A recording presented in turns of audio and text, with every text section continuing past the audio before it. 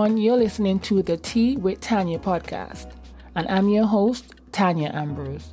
I'm a public health professional by day and your average tea-loving millennial and content creator by night. My goal for this podcast is to share public health stories, self-love and wellness tips to educate and empower and to promote positive living.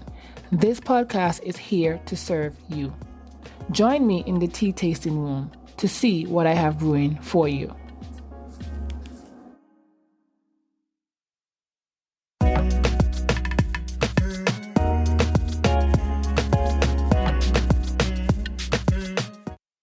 Hey guys, thank you for joining me for another episode of the Tea with Tanya podcast. Hope you guys are doing well. I do want to talk about self-worth today. The last few days I had to turn down something, and I'm talking about it now on this podcast, and it was still weighing heavy on me for some reason, and I'll tell you why. But I definitely want to talk about self-worth and, how we can go about increasing that or believing that we are worthy. Because this is something that we've seen thrown around on the internet. We've seen all the different selves, like, self-care, self-love, self-this, self-that. And definitely we have seen, self-love. So I am going to give you a definition from the dictionary, the Merriam-Webster dictionary.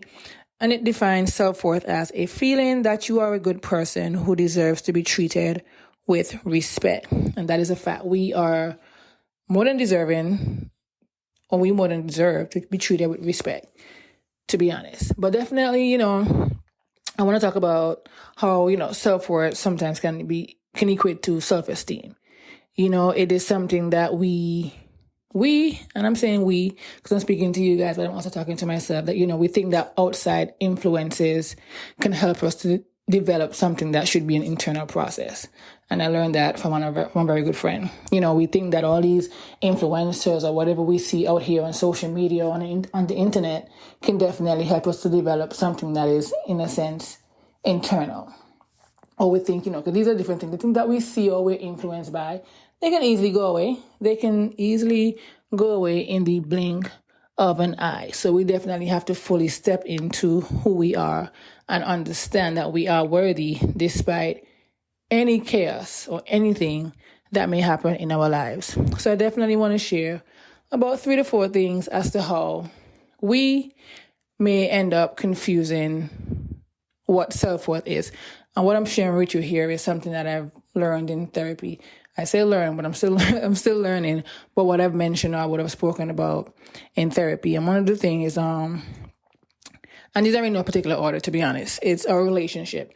If you're growing up in whatever community you grow up in, you may hear, when are you getting married? When are you going to have a child? Or when are you going to get a boyfriend? All these different things, because it's like we equate being married and having children as an accomplishment, or that defines who we are or our self-worth. So, you have friends who may be in healthy relationships, who may have children or wanting these different things. And you, on the other hand, you're not someone who wants to be married right now or ever, or you're not someone who wants to have a child right now or even ever have a child. And, that should not determine your self-worth. And that's something that I had to learn in therapy, because, I have a few friends who, some are either married or pregnant or would have had kids. And here I am without, being married or kids. And I'm like, wow, am I not worthy?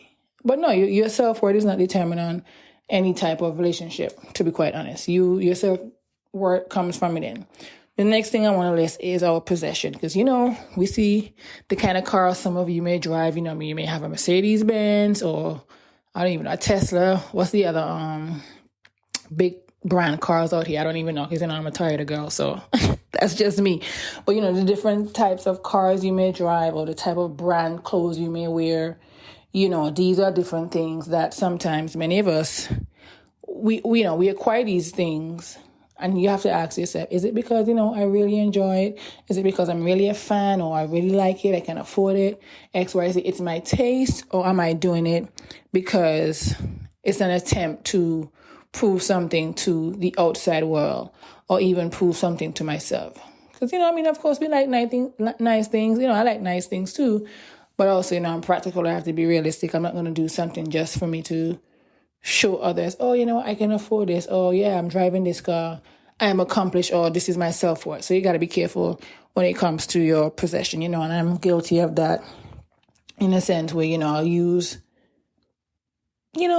being overly nice to people or buying things. Well, this was old Tanya. Let's just say, like, because if you listen to the previous episodes, I've come a long way with the boundaries I've set. But when you think about, like, oh, I'm spending X amount of money on this person, I'm trying to show them, what, I have this, when in fact you're over here running your bank account dry. Let's be honest. And the next thing I want to mention that we tend to confuse with our self-worth is our accomplishment. Like the many degrees we have, the promotion at work, whatever accolades we may have. We think that, that's all to self-worth. And of course, all these degrees and promotion accolades that you may have, that we may have, all these are amazing, great things because, we would have worked hard to achieve these. But they should not only be, or we shouldn't equate it to our self-worth. You know what I mean? Because sometimes we tend to get caught up in, oh, I have 15 million degrees and, oh, I got promoted to the top, or I made partner in this thing, or I became a nurse practitioner or a nurse lead or unit manager, these different things. And then it's like, is that all there is to life? Oh, yeah, she can say, oh, hey, Tanya, you got 12 degrees. But, what really is your worth? You know what I mean? So these are things I want you guys to think about when you're thinking about your self-worth. Because it's an internal thing, and anything external should not necessarily only define or determine our worth, right? I do want to point out, though, some things that show that we are struggling with our self-worth. And one thing that I had to learn, and I'm still learning sometimes too, again, like I said, I'm always learning. I'm a forever student, is that this is how you can tell sometimes when you're struggling with your self-worth, that you honestly cannot take a compliment. And I remember one of my first few sessions in therapy, and she said something, and I was like, blushing, or I became embarrassed or uncomfortable. And I like to say, where I'm from back home, but I'm not shame bag, which simply means I am not ashamed. Not many things can get me embarrassed easily. Like, I've been through so many embarrassing things in my young life that now as an adult, it's very rare that I get embarrassed. But, I sometimes get embarrassed when somebody compliment me. And I remember my therapist saying to me, you know what, just say thank you. What's the worst that can happen? Just say 2 words, thank you. So definitely if somebody's giving you a compliment and it makes you a bit uncomfortable, all you need to do is just say thank you. And all these different things will help to build your confidence and know that you are actually worthy. Another thing that you struggle with your self-worth, and I've been through this again, is like, you struggle to believe that anyone can love you. My darling, you are capable of being loved because you are worthy. So don't ever think that you're not capable of love. And then another one, a big one that was for me a few years ago, is that we value other people's opinion above your own. Now, let me tell you this, because I'm the type of girl that, I need 50 million opinions before I can make a decision. But at the end of the day, the decision is going to be mine. I'm going to decide, again, what I want to do. I'm not going to have, I'm lying. There's select few people that I would ask something, but I'm not going to have them sway me for my decision. Because most times, if I'm asking you for your opinion, to be honest, my mind would have already been made up. I'm just asking to see what you're saying and just to, get another opinion. But definitely do not value others people's opinions above your own. Ultimately, you know what you want, where you want to go. Of course, if you have close friends like I do, where you can go and bounce idea off of, or you can just get their opinion because they're not going to lead you astray. Because of course, anybody that you have in your circle is not going to lead you astray, and they're going to want the best in your best interest. So that's another thing too. You got to be careful of whose opinion you are valuing above your own, right? And that's really all. No, I'm lying. The reason why I came up with this idea or this topic to talk about was, as you guys know, I'm a doula. Before I go, I'll give you guys this story. I'm a doula, birth and postpartum doula, placenta encapsulation. So shameless plug, if you know anyone who's expecting, hit your girl up. But I was referred to a couple to be a postpartum doula, and told the person who referred me, these are my rates, this is my email, put them in contact with me. Long story short, the couple, beautiful couple, by the way, they reached out and, we were talking, had a little interview, and, prior to the meeting, they knew my rate as a postpartum doula. Man, they were asking me to work for them at a time that's unconventional. That's one thing. But again, when you are postpartum doula and, you're dealing with a family with a newborn, of course, you got to do what you got to do. And, so they gave me the time. I said, okay, I can make that time work. And I also gave them my rate. During that meeting, they're telling me, oh, our friends, they had this person and they charged X amount of dollars, and they just kept going lower and lower and lower. And I'm like, okay, I'm being professional on the meeting, thinking, okay, before we had this call, I told you what my rate was. This is what it is, especially at the time that you don't wanted me to come. I got to factor in my commute, XYZ. So anyway, long story short, I reached out to my doula mentor. She's the one who basically recommended me as well. And I was like, you know what? I had the meeting with these people. This is what they're telling me. This is how I'm feeling. What would you do? And, before she told me what she would do, she said, ultimately, this is up to you. If you think it's something that you can do, then by all means, go right ahead. But if it were me, I would not. Shout out to you, Casey. I reached out, obviously, to my best friend. I was like, okay, this is what it is. And of course, she's like, know your worth. Your price is your price. If you can't do it, again, you got to think about your travel, XYZ. Shout out to you, Jarena. Reached out to one of my Insta besties, another public health professional, and I was telling her, she's also in the birth workspace, and told her what was up. And again, she said, you know what, stand your ground. This is your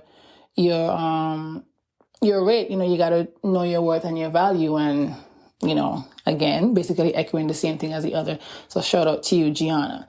And of course, spoke to another friend, was telling them. And again, as you can see, I have great people clearly in my circle. And they were like, know your worth. Don't just accept something for the sake of accepting it. So shout out to you, Crystal. But I say all this to say that the reason why I spoke to so many people about this, well, about 4 people, but it's because I felt conflicted. I was like, wow, they are a new couple, new parents. They don't even know, based on the conversation that we've had, they're not really secure in themselves as, let me not say they're not secure, but they just needed the help. And I'm like, wow, part of me is like, you know what, Tanya, the kind of person that you are, I wanted to help these people, even though it was going to be a lot for me, because, I do have a day job, do have a part-time job, I got 50 million jobs, really and truly. I had to think about myself, am I willing to jeopardize my sleep, having to commute from whatever distance to go cater to a family who are not valuing my worth or my price based on, even after many discussions, so I'm saying all this to say, even though whatever I listed about accomplishment, possession, relationships, and these different things, know your worth when it comes to being an entrepreneur. All this is still new to me. And yeah, I'm the kind of person with a big heart wanting to help everyone. But at the same time, if it's not something that's of value to you, and if that person or persons can't value your hard work and your time and your dedication, then, it's okay to turn something down. And I did that, guys. And I'm talking about it now. I'm like, wow, should I have? But of course I should have, because again, it wasn't necessarily beneficial for me from a financial standpoint, what they were offering versus what my rate was or is. And I had to stand my ground. And that to me, honestly made me value who I was and who I was, or who I am rather, and who I am as a doula navigating this birth space. Because I'm feeling new, but at the same time, I took the training, I put in the work, and it only makes sense that someone values what you do. So definitely, as I wrap up, guys, think about what self-worth means to you. If having a Tesla, or having X amount of money in your bank account, or wearing X whatever brand is what makes you feel worthy, then by all means you do you. But really and truly, like I said earlier, it's an internal process. So make sure that you're evaluating and you're internalizing what it is, or what self-worth means to you. Because we're all out here navigating this thing called life, even in the chaos that it is. But definitely make sure that you are realizing and understanding your true self-worth. And don't falter for anybody else. Don't dumb down or minimize who you are for anyone. If they can't accept you, then that is just not your business, to be quite honest. So before I go, definitely make sure you at least repeat this mantra or affirmation whenever you start to feel low. Just keep saying, I am worthy. I am worthy. I am worthy. That's definitely something you should repeat. It's something that I try to look in my mirror every day and say, I am worthy. I do say I am loved, or I am deserving of love. Because that's another thing that we tend to forget, that, we are loved. So definitely, anytime you pass a mirror, it could be in the bathroom at work, just simply look in the mirror and say, I am worthy. Anyway, as I wrap up, guys, thank you for listening. If you picked up anything or like what you hear, be sure, of course, to tag me on Facebook at Tea with Tanya Podcast. Share this podcast when you get it. Of course, like and leave a review on Apple Podcasts. Last podcast episode, I said Apple Music. I don't know what I was thinking, but definitely leave a review and give me a thumbs up, guys. Thank you. And I'll see you in the tea tasting room next week. Bye.